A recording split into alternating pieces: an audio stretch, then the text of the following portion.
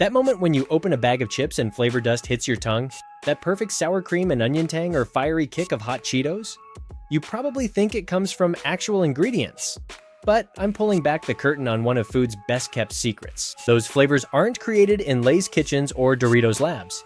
They come from shadowy corporations known as flavor houses, chemical factories where scientists engineer tastes that keep you coming back for more.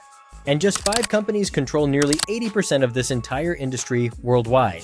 From classic American ranch to exotic Thai tom yum chips, from German currywurst snacks to Nigerian jollof seasonings, all engineered in the same handful of laboratories. Let me introduce you to the puppet masters pulling your taste buds' strings. The flavor industry is dominated by what insiders call the Big Five: Givaudan, Firmenich, IFF, Symrise, and Takasago. Givaudan, the biggest player, controls nearly 20% of the global market. Based in Switzerland, they rake in over $7 billion annually just by creating flavors and fragrances. That's more than the GDP of some small countries, all from making things taste and smell a certain way. Firmenich, another Swiss giant, holds about 14% of the market. IFF, or International Flavors and Fragrances, controls around 13%. Symrise from Germany has about 10%, and Japanese company Takasago rounds out the group with nearly 5%. Together, these 5 companies decide what barbecue tastes like. They determine the exact chemical composition of Cool Ranch. They're the reason why that hot pot flavored chip I love gives you that distinctive Sichuan pepper numbing sensation. A flavor scientists call mala, that's created in a lab, not a kitchen. This flavor conspiracy didn't happen overnight. The industry's roots go back to 1874, when a German chemist named Wilhelm Harman first synthesized vanillin, creating artificial vanilla flavor. Before that, if you wanted vanilla flavor, you needed actual vanilla beans. After that breakthrough, food companies realized they could create flavors in a lab for a fraction of the cost. The real explosion came after World War II. As processed foods became more popular, companies needed consistent flavors that wouldn't change with the seasons or spoil during shipping. The flavor houses stepped in, promising to deliver exactly that. By the 1950s, these companies were creating entirely new flavors, combinations that didn't even exist in nature. And by the 1980s, they had perfected what scientists call flavor profiles, the exact combination of chemicals that makes your brain light up with pleasure. So how exactly do they create these flavors? Inside these high-security labs, master flavorists, yes, that's their actual job title, work like modern alchemists. These aren't just random scientists. It takes 7 years of training to become a flavorist and up to 25 years to reach the rank of master flavorist. These flavor wizards maintain detailed tasting notebooks, documenting the sensory properties of thousands of chemical compounds. They're basically building a taste dictionary.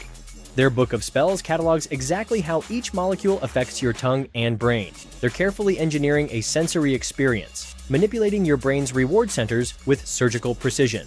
Take the American classic ranch flavor.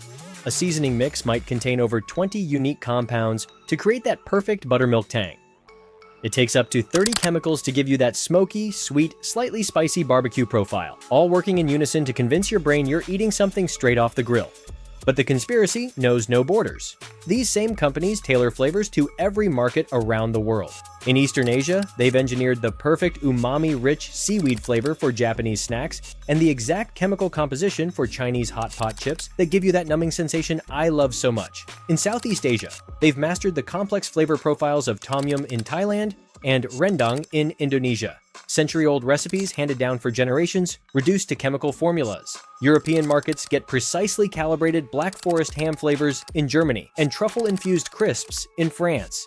In Africa, they've decoded the exact spice combinations for Nigerian suya and South African biltong-flavored snacks. And in South America, they've somehow managed Argentine chimichurri and Brazilian feijoada in powdered form. What's most disturbing is how these flavor houses have studied the exact taste preferences of different populations. They know precisely how much spice will appeal to a Korean teenager versus a Mexican grandmother. They've mapped the flavor preferences of entire continents down to the molecular level. Perhaps the most sinister aspect of this flavor conspiracy is how these companies engineer addictiveness. Flavor houses don't just create tastes, they create cravings. They employ teams of neuroscientists who understand exactly how certain flavor combinations trigger dopamine releases in your brain. They know precisely how much salt, fat, and artificial flavor will keep you reaching for just one more chip, just one more time. Some flavors are specifically designed to have what the industry calls a bliss point, the perfect combination of taste elements that maximizes pleasure but leaves you wanting more rather than feeling satisfied. It's no accident that you can't eat just one chip. These flavors are literally designed to keep you eating. Next time you reach for your favorite chip, remember, it was carefully crafted to keep you hooked, engineered in a lab by one of 5 global corporations to control what you crave. These flavor houses have mapped your taste preferences, studied your brain's reward centers, and created chemical combinations to keep you reaching for more. Even more disturbing? This is just the beginning. The same companies creating chip flavors are behind the tastes in your breakfast cereal, candy, soft drinks, and even many quote-unquote natural foods. The global flavor industry is worth over $37 billion, and these 5 companies control over 75% of that. That's billions made by manipulating what you crave. So when you can't stop eating those perfectly seasoned chips, remember, that's not an accident.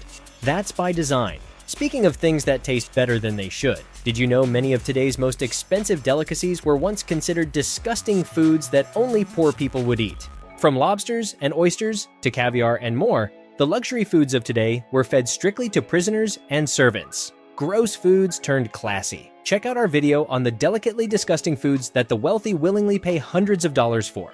It's a real rags to riches kind of story, and its link will be in the description below or on screen once it is published. Make sure you subscribe and turn those notifications on so you don't miss it, or any of our future deep dives into secret food stuff. Till next time, remember, nothing is quite what it tastes like.